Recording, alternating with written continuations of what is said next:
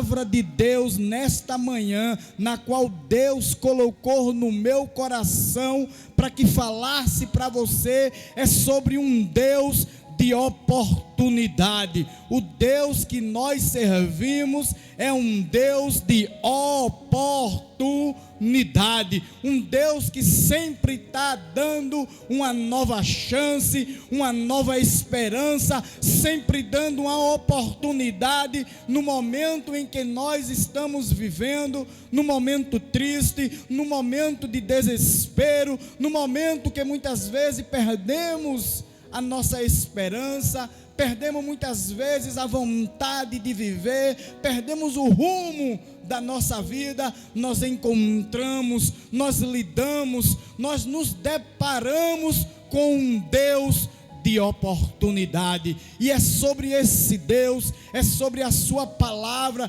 que nós vamos refletir nesta manhã, quando ele fala ao profeta Ageu da oportunidade que estava dando ao povo em mais uma vez, mesmo o povo vivendo uma vida de rebeldia, mesmo o povo se esquecendo muitas vezes de Deus, como nós esquecemos, como nós às vezes abandonamos a palavra de Deus para viver de maneira dissolutamente, quando passamos a viver uma vida como o mundo tem a nos oferecer, ainda assim Deus abre seus braços, e quando nós nos arrependemos, quando nós nos voltamos a Deus, Deus ainda é uma oportunidade na nossa vida.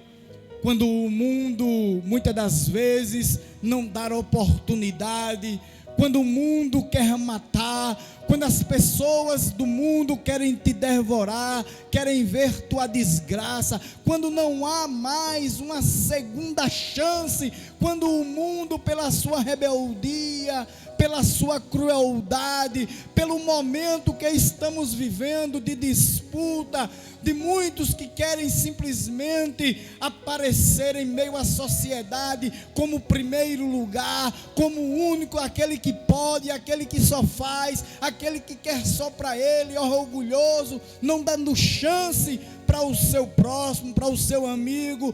Deus aparece de braços abertos para você nesta manhã, com oportunidade, com uma segunda chance, com a chance de você retornar, de você ter um encontro com Deus, na medida que você vai se arrependendo, na medida que você vai largando, na medida que você vai deixando as coisas do mundo. Deus dá uma nova oportunidade para você.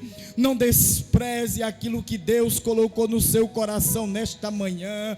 Não despreze a oportunidade que Deus está te dando de você retornar, de você viver uma vida com Deus intensamente. Vida essa que outrora você vivia ao lado do Senhor, vida essa que outrora você vivia aos pés do Senhor Jesus, tinha vida próspera, regozijava com Deus, abandonou, desprezou, mas nesta manhã Deus está te dizendo: há uma nova oportunidade, há uma nova chance na tua vida, há um novo recomeço chegando na tua história. Deus ainda dá oportunidade a quem não merece mais, a quem desprezou, a quem jogou fora os talentos de Deus. Deus quer ouvir os teus louvores, Deus quer ouvir a tua súplica, e nesta manhã Deus está te dizendo: eu sou um Deus de oportunidade, um Deus que ainda dá uma nova chance para a tua vida. E o texto que nós lemos é parte de uma história muito triste, uma história de abandono, uma história desanimadora, uma história de um povo que abandonou, uma história de um povo que não tinha ânimo para reestruturar, para se erguer.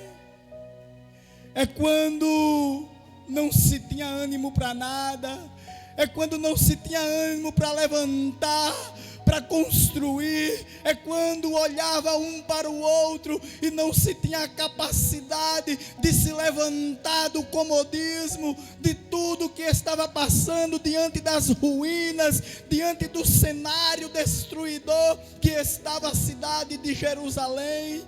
Diante das coisas que passaram do cativeiro, o povo estava acomodado, triste. Oh, aleluia!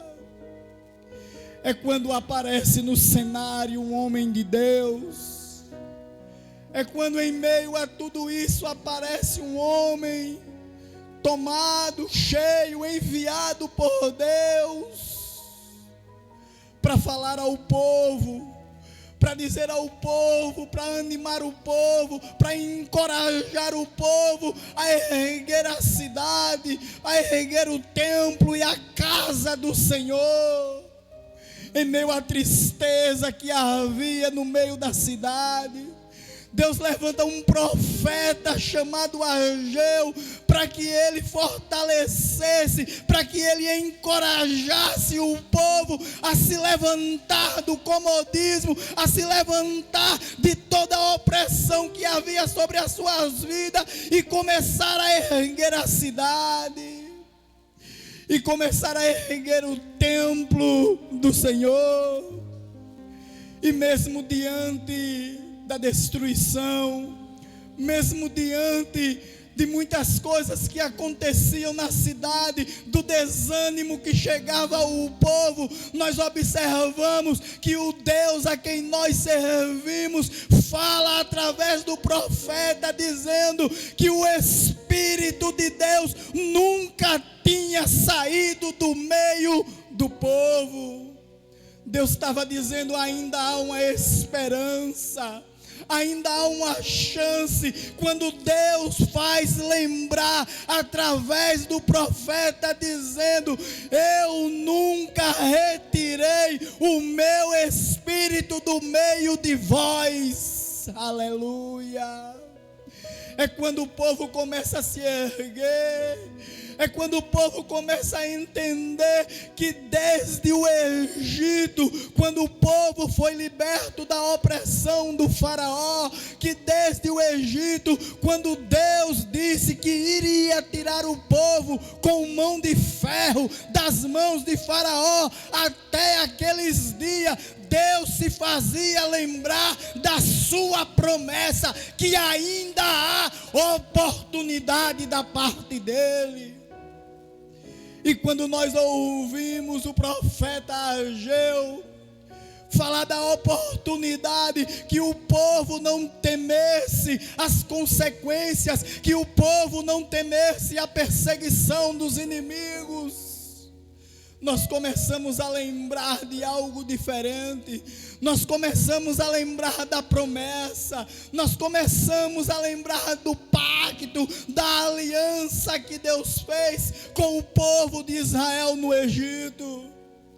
É quando o contexto nos faz lembrar que no capítulo 6 do livro de Êxodo, quando o povo estava cativo, quando o povo suplicavam a Deus, no momento que o povo se lamentava, no momento que o povo era oprimido, e a palavra de Deus vai nos mostrar que o faraó oprimia, que os feitores judiavam, que o povo trabalhava incessantemente, e o povo começou a clamar, o povo começou a pedir, o povo começou a se humilhar. É quando Deus se levanta do trono, é quando Deus se levanta do seu lugar, fala a Moisés e faz lembrar ao povo do pacto que ele tinha feito com Abraão, com Isaac e com Jacó, que tiraria o povo da terra do Egito e levaria o povo para a terra prometida. Oh, aleluias! O momento era triste, o momento era desanimador, o momento era chocante espiritualmente para aquele povo, emocionalmente para aquele povo, mas quando Deus se levanta e se mostra favorável, e se mostra disposto a manter o pacto, a aliança que tinha feito com Abraão, dizendo que iria tirar o povo do Egito e levar para Canaã, a terra que emanava leite e mel. É quando Deus tira o povo, e o que vai representar no meio daquele povo, embora tivesse sacerdote, embora o povo naquele momento tivesse aliança, começasse uma nova aliança com Deus, entendendo que só Deus poderia fazer algo na vida dele, não só tinha sacerdote, tinha adoração, tinha tudo, mas tinha algo especial, tinha a presença de Deus no meio do povo, através da arca da aliança. E assim Deus tirou o povo, além de tirar o povo, fazer milagre, operar milagre no meio do povo, a sua fidelidade e a sua presença através da arca estava no meio do povo. Tinha sacerdote, tinha tudo, não faltou nada na caminhada do povo em meio ao deserto. Contudo, nós observamos que em meio à adoração, que em meio ao tabernáculo, por meio de Moisés, embora o povo fizesse sacrifício para adorar a Deus naquele lugar, na sua caminhada no deserto, embora o mar tivesse se abrido para que o povo viesse a passar, tudo isso se resumia na presença de Deus no meio do povo. Porque a arca representava a presença de Deus, e por meio da arca Deus ia dando vitória, Deus ia dando livramento, Deus ia dando prosperidade, e o povo ia caminhando, porque a presença de Deus era real no meio daquele povo, porque era um Deus de oportunidade. É quando nós observamos que em meio a tudo isso, que em meio a essas guerras, essas lutas que a nação de Israel ia enfrentando, nós observamos que quando as nações vizinhas percebiam o poder que era o Deus de Israel, eles tremiam com a presença da arca. Oh, aleluia! E o que muitas vezes falta no nosso meio é nós entender a oportunidade que Deus tem nos dado com a sua presença na nossa vida, na nossa casa, no nosso ministério, e muitos têm desprezado a presença de Deus. Nós vamos observar no livro de 1 Samuel, no capítulo 4, quando a nação dos filisteus estava guerreando contra o povo de Deus. A Bíblia vai dizer que eles feriram o povo de Israel. Os filisteus estavam em maior número, provavelmente seriam vitoriosos. É quando alguém diz: vai buscar a presença de Deus em Siló. Trouxeram a arca, os sacerdotes vinham com a arca no ombro, os levitas louvando, e quando a presença de Deus chegava no meio do povo, a Bíblia vai dizer que era tão forte a presença que se havia um estrondo. Oh, aleluia! As nações vizinhas tremiam, eles ficavam apavorados, como nós podemos ver nesse texto de 1 Samuel, no capítulo 4, quando os filhos de Eli chegam com a arca. Os filisteus, quando observaram, ouviram um barulho de júbilo e disseram: o que está acontecendo? E eles falavam um entre os outros e diziam: é a presença de Deus que chegou na frente do povo de Israel. Oh, glória a Deus! Mas o povo despreza. O povo muitas vezes tem desprezado essa presença, mas Deus, cumprindo a sua promessa, conduz o povo até a terra prometida. Na terra prometida o povo vivia de maneira agradável aos olhos de Deus, viviam de maneira cooperada, um ajudando o outro, de forma tal que a Bíblia vai dizer que tudo que plantava dava, era prosperidade. A arca estava posta e o povo adorava, buscava, mas o tempo vai se passando. É quando o povo percebe e começa a se influenciar pelas outras nações, pela nação vizinha. Se não bastasse o conforto, se não bastasse o privilégio de ter a presença de Deus no meio dele, havia prosperidade, havia temor pelas outras nações, porque embora muitos tivessem reis, rainha, o povo de Deus tinha sobre a sua face, sobre a sua autoridade, a presença do Deus vivo e real. Com tudo isso, parece que as pessoas, mesmo em meio à prosperidade, mesmo em meio a ter tudo, que Deus providenciava tudo para eles, não deixava faltar nada, porque a terra já dizia, terra que emanava leite e mel. Era para ser um povo que deveria influenciar, era para ser um povo que as outras nações deveriam imitar, era para ser um povo para que todas as nações inimigas, vizinhas, pudessem dizer, não há outro Deus como o Deus do povo de Israel. Mas parece que as coisas se inverteram, e ao invés do povo de Deus influenciar, foram influenciados e desejaram um rei no seu coração. Oh, aleluia!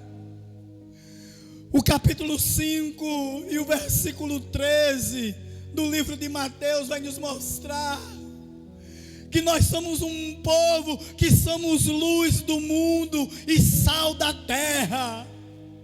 Nós temos que influenciar as nações, nós temos que influenciar as pessoas, para que todos vejam o poderio, a autoridade que tem o nosso Deus.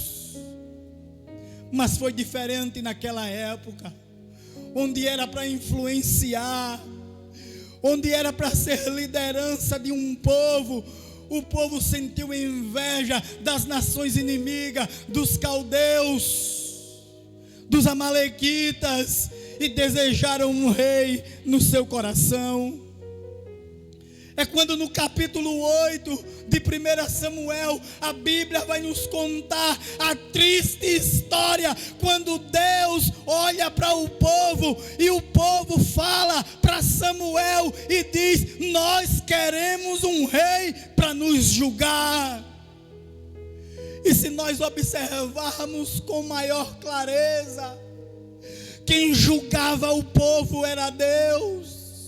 A direção do povo era nas mãos de Deus, não faltava nada, a vitória já era certa, garantida, mas o povo, observando as nações derrotadas, humilhadas, ainda desejaram um rei como eles tinham. E a Bíblia vai dizer que, como pretexto, eles chegam até Samuel e diz, Samuel, nós queremos um rei. Os seus filhos já são velhos e não andam nos teus caminhos, não andam nos caminhos do Senhor. Nós queremos alguém para nos liderar, para conduzir, para lutar pela nossa nação. Oh, aleluia!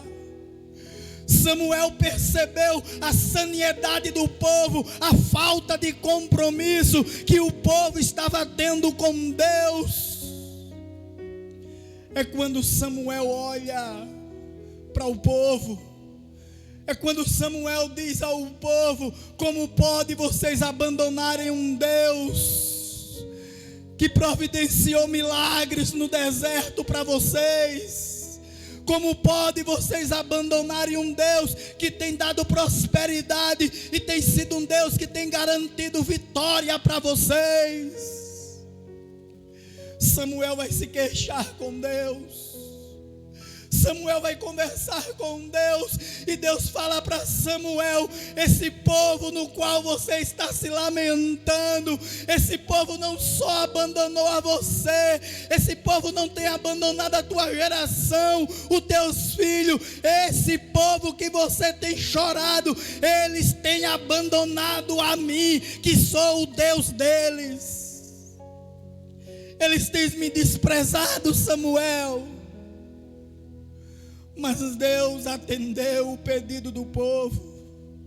Se eles querem um rei, dá um rei a eles, Samuel. É quando no cenário aparece um rei. Antes Samuel fala ao povo que a maioria deles teria os seus filhos como escravos, iriam servir as suas fazendas, seria repartida com o rei. As suas filhas seriam entregues para que aquele rei pudesse tomá-las como mulher. Diante de toda a lamentação, diante de todo o pedido feito por Samuel, o coração do povo estava endurecido, e o povo continuava com a sua mesma pergunta, com o seu mesmo pedido: dai-nos um rei. É quando Deus manda Saul, e nós sabemos os destroços, nós sabemos a desgraça que foi o reinado de Saul na vida daquele povo. Mas nós vamos perceber que em meio a tudo isso, agora o povo não só tinha mais a arca, mas chegou a monarquia no meio do povo de Israel. Agora o povo não só tinha a arca, como também tinha um rei, como também chegou a monarquia para aquele povo. A história diz que Saul passa. A Bíblia vai dizer que o Espírito de Deus já não estava mais na vida de Saul, por conta da sua rebeldia, por desagradar a Deus na sua história. É quando Deus se mostra um Deus fiel, um Deus que queria manter a sua palavra, o seu pacto, a sua fidelidade, e coloca Davi para liderar o povo de Israel. Aleluia! E a Bíblia vai nos mostrar no capítulo 5 de 2 Samuel, que Davi assume toda Israel. E nesse momento nós vamos entender que Davi, tomado pela direção de Deus, começa a movimentar a cidade, começa a guerrear, Deus dando vitória, Deus dando livramento, Deus dando toda a providência que o povo de Israel poderia ter naquele momento. Então agora o povo não só tinha rei, o povo tinha arca, o povo tinha rei, e o povo tinha a cidade de Jerusalém. Oh, glória a Deus! Davi mura a cidade. A cidade de Jerusalém passa a ser o centro das atenções. Uma cidade respeitada, murada, através de Davi, pelos feitos de Deus ali naquele lugar. Mas a Bíblia vai dizer que Davi passa. Davi morre, mas antes de morrer, ele passa o bastão. Então assume Salomão, seu filho. E quando Salomão assume na direção de Deus, e a Bíblia vai dizer que a primeira coisa que Salomão faz quando assume o trono após a morte de Davi é levantar sacrifício a Deus. Salomão dá continuidade ao ensino, dá continuidade ao projeto de Deus, que embora no livro de 2 Crônicas ou venha dizer de 1 Crônicas, no capítulo 17, quando Davi desejou erguer um templo para a casa de Deus, erguer um templo para que o povo adorasse, mesmo Deus não tendo permitido, ele passou a responsabilidade para seu filho, e Salomão deu continuidade pelo ensino e pelo amor que tinha ao Deus de seu pai Davi naquele momento, porque ele entendia que Deus era um Deus de oportunidade. Deus era um Deus que iria fazer de tudo para aquela nação. É quando a Bíblia vai dizer que Salomão ergue um templo, que o templo era glorioso, que o templo era bonito, e foi naquele templo que Deus se levantou com grande voz e poder e disse para toda a nação: se esse povo que se chama pelo meu nome se humilhar e orar e se arrepender dos maus caminhos, eu ouvirei do céu. Oh, aleluia! Deus estava dizendo para todos naquele lugar que através dali, que ali era a casa de oração, aonde Deus ia derramar do seu poder, e todo aquele que estendesse a mão em direção àquele templo e orasse e buscasse, Deus daria vitória, e que os seus ouvidos estariam atentos às súplicas que fizessem a partir daquele lugar. Oh, glória a Deus!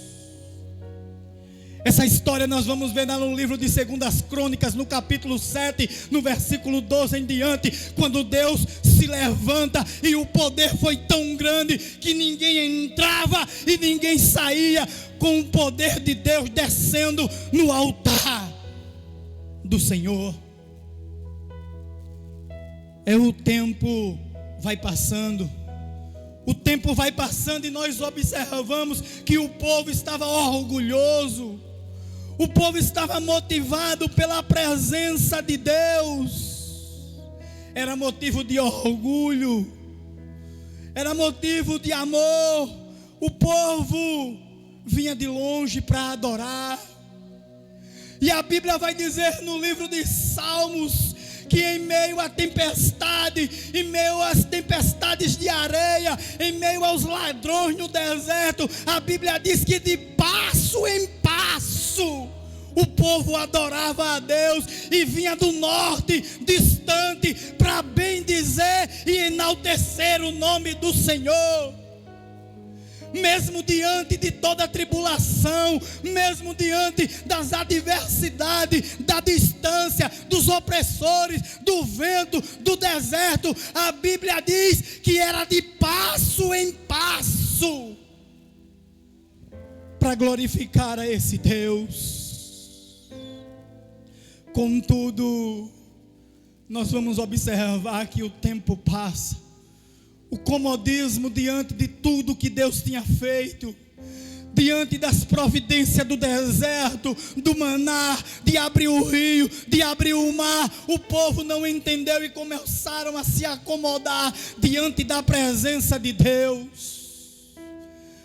Veio a idolatria, veio a arrogância, veio a soberba, e o povo se esqueceram do pacto, da aliança que Deus tinha feito com ele desde o Egito, quando tirou o povo do meio das mãos do faraó.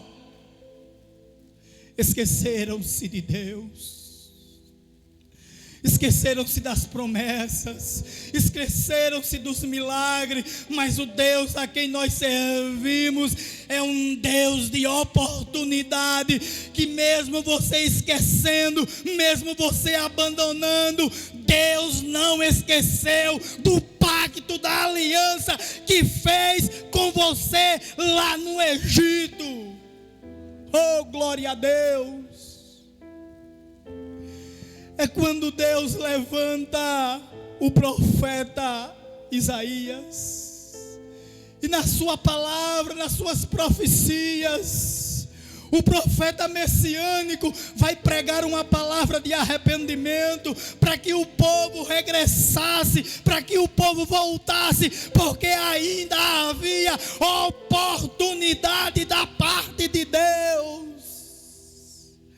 Era tão somente o povo se converter, era tão somente o povo voltar aos seus pensamentos, voltar ao primeiro amor, que Deus estava dando mais uma oportunidade.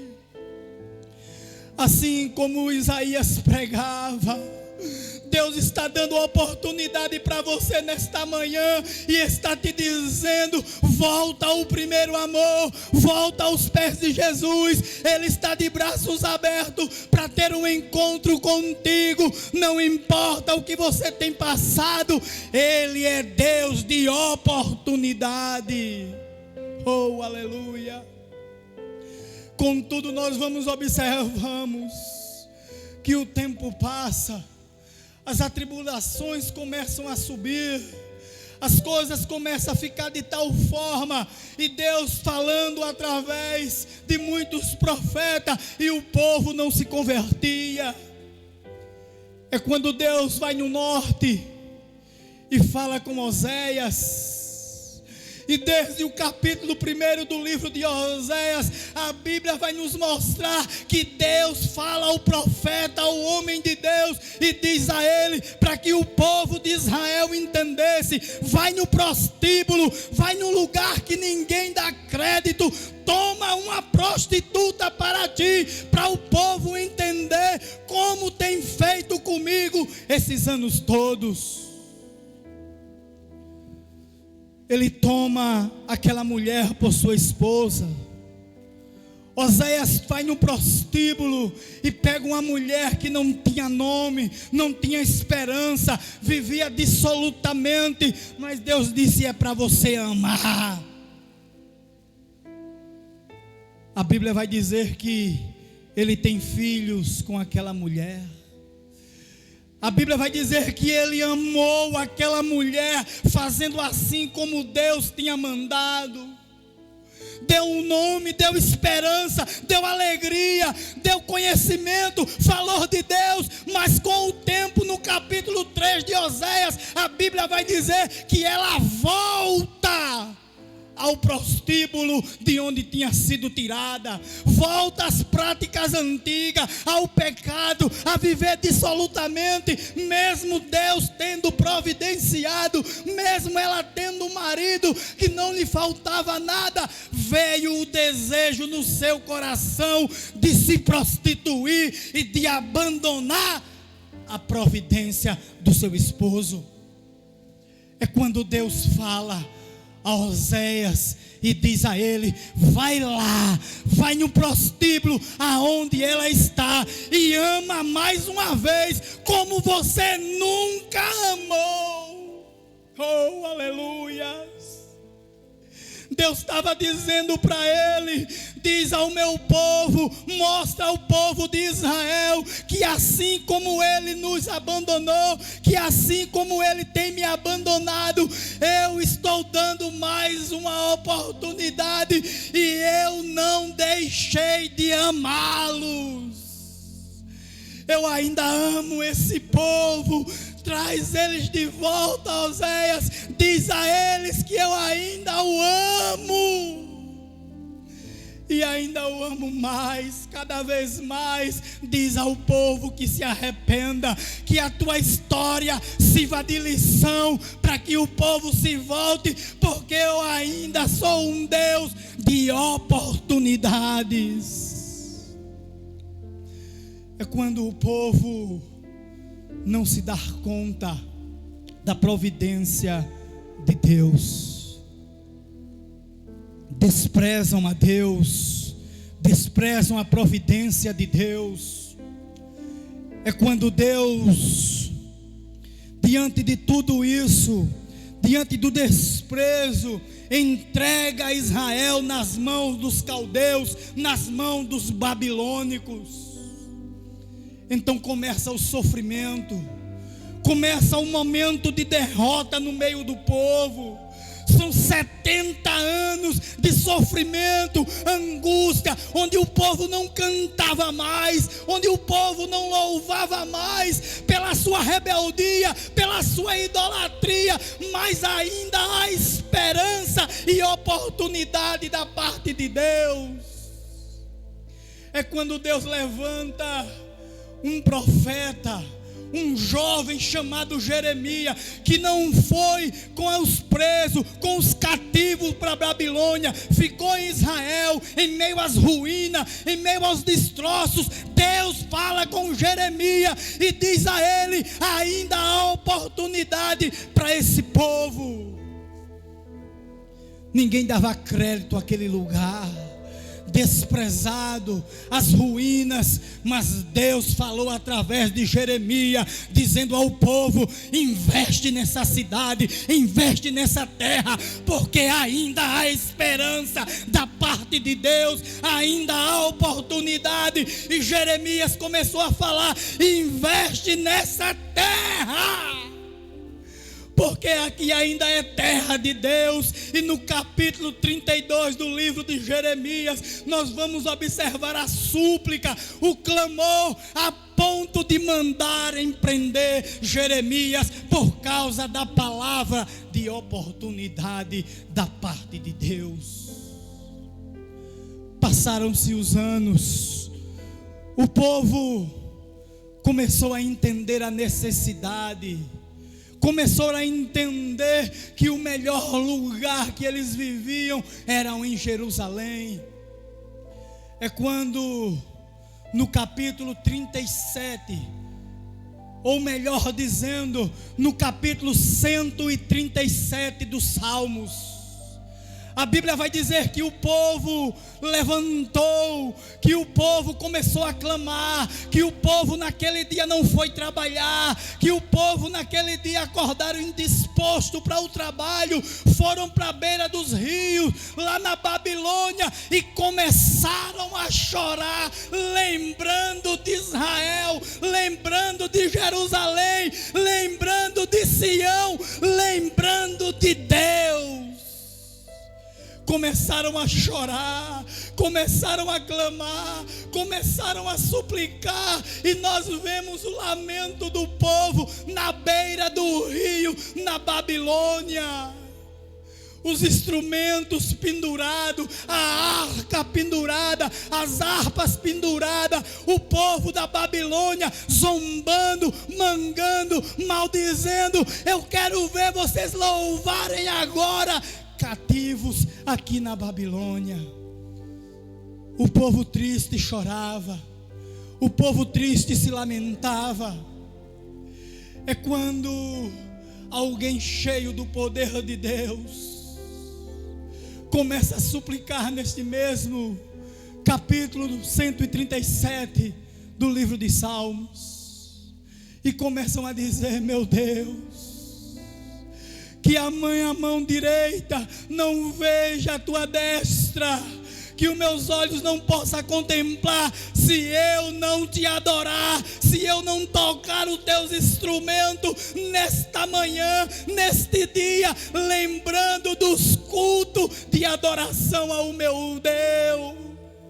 Oh, aleluia! O povo chorava à beira do rio Quebar.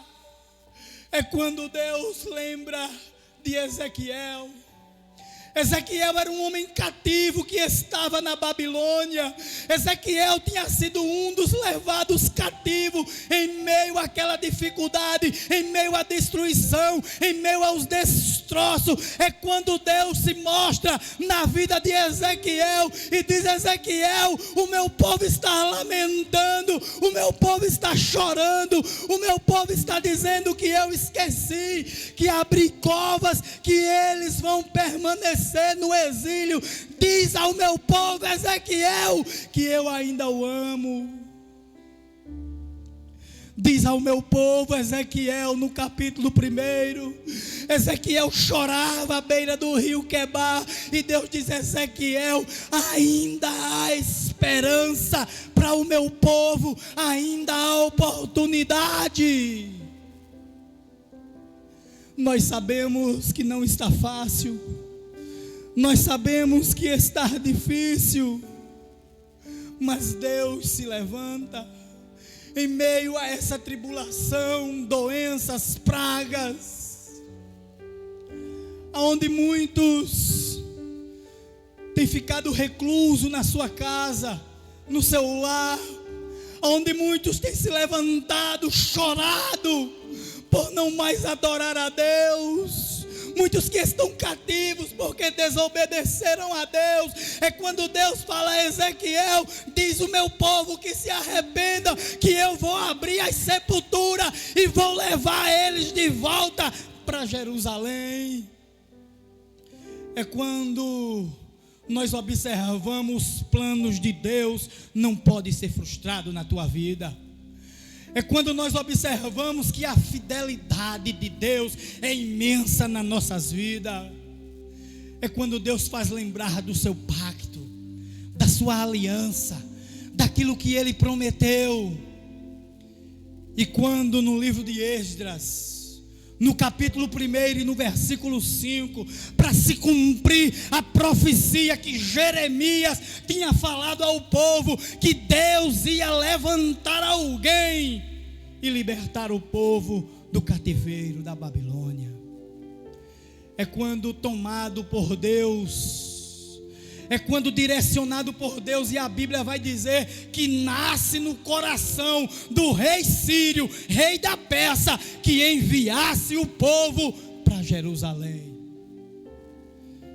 Nasce no coração daquele rei, e ele fala ao povo dizendo: o Deus de Israel, que me deu autoridade sobre todas as nações da terra, sobre a autoridade em meio à força, eu estou perguntando a toda esta nação: quem quer voltar para erguer Jerusalém?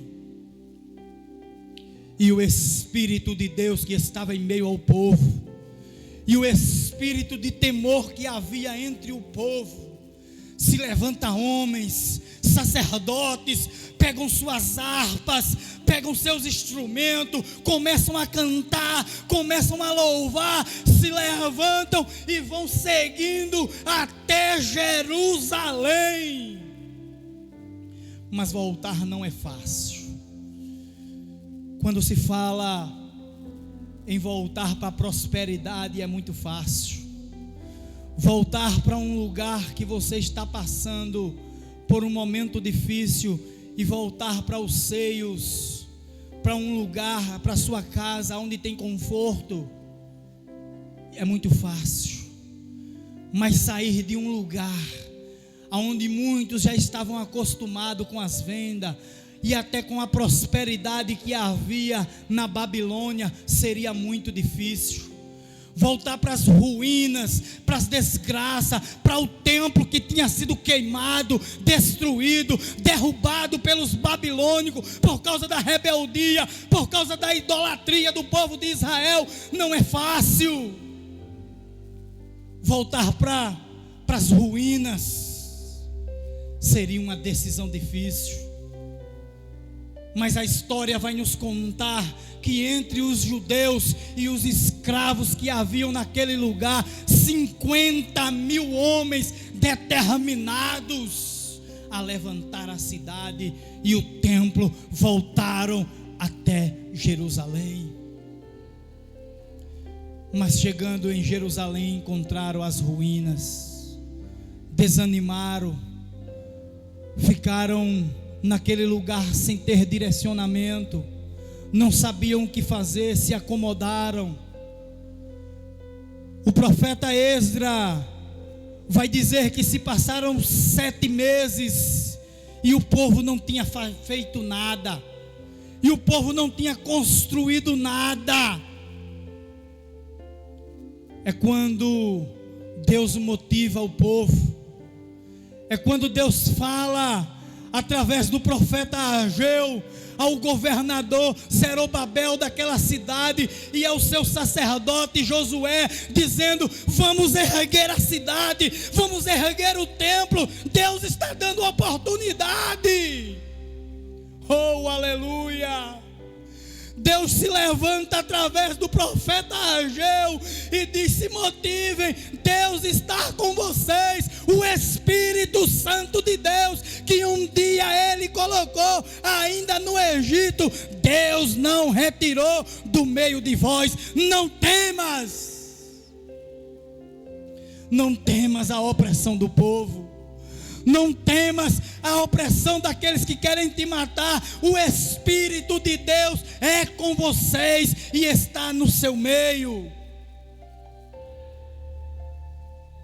É quando Deus começa a motivar o povo, é quando Deus começa a dar esperança, oportunidade. E a Bíblia vai dizer no livro de Esdras, no capítulo 3, que o povo começaram pelo altar, que o povo começaram pela frente, e começou a ser tão grande o júbilo, desde os alicerces do altar, o povo começou a gritar, chorar, a ponto que não sabia se estava chorando, se estava gritando, mas a glória de Deus já começou a descer, desde os alicerces do altar. Era Deus dizendo: tem oportunidade. Era Deus dizendo: eu sou a esperança. Era Deus dizendo: volta, começa a ter ânimo, porque o meu Espírito está no meio de vós. É quando Ageu fala ao povo usado por Deus. É quando o profeta Ageu, usado por Deus, encoraja o povo, dá uma nova dinâmica, um novo ânimo, e o Espírito Santo começa no meio do povo. É quando no versículo 9 do capítulo 2 do livro de Ageu, a Bíblia vai dizer, e Deus promete, que a glória da segunda casa vai ser maior que a da primeira. Que a glória que Deus ia descer naquele lugar ia ser tão grande no momento de oportunidade. Então, que nesta manhã você entenda algo diferente, que você entenda a providência de Deus, que você entenda que Deus está dando uma oportunidade para você. Tenha forças, erga a cabeça. Se você ainda não teve um encontro com Deus, chegou o momento de você dizer: eu aceito a Jesus. Chegou o momento de você olhar para você próprio, pelo que tem acontecido na sua vida, e você diga para você mesmo, que você olhe para o seu ideal, que você olhe para as suas atitudes e diga: Deus está me dando a oportunidade nesta manhã, então eu não vou rejeitar. Diga: eu aceito aonde você estiver. Deus está dando oportunidade para você vencer. Deus está tirando você do lamaçal do pecado neste momento e dizendo: vamos se erguer. Você é templo do Senhor nesta manhã. Você que louvava, você que pregava, você que não louva mais, não prega mais, Deus está dizendo: tem oportunidade para você. Não perca a sua chance, não perca as suas esperanças. Aceita Jesus nesta manhã. Aceita esse Deus que está dando uma nova oportunidade para você. E não desista dos teus sonhos. Não desista de seguir tua carreira com Deus. Tem prosperidade para a tua vida. Tem milagre para a tua vida. Tem esperança para a tua vida. Tem renovo para a tua vida. Então somente é necessário você dizer: eu aceito. Se arrepende dos teus pecados nesta manhã. Se arrepende dos teus feitos. Se arrepende das obras que tu tem praticado e volta ao primeiro amor. Volta para Jesus nesta manhã. E eu encerro dizendo para você, para que você não perca essa oportunidade. E eu encerro dizendo para você: o Deus a quem nós servimos é um Deus de oportunidade. Não perca a oportunidade que Deus está dando nesta manhã. Fica com Deus. Ainda tem louvores, ainda tem mensagem, ainda tem muitas pessoas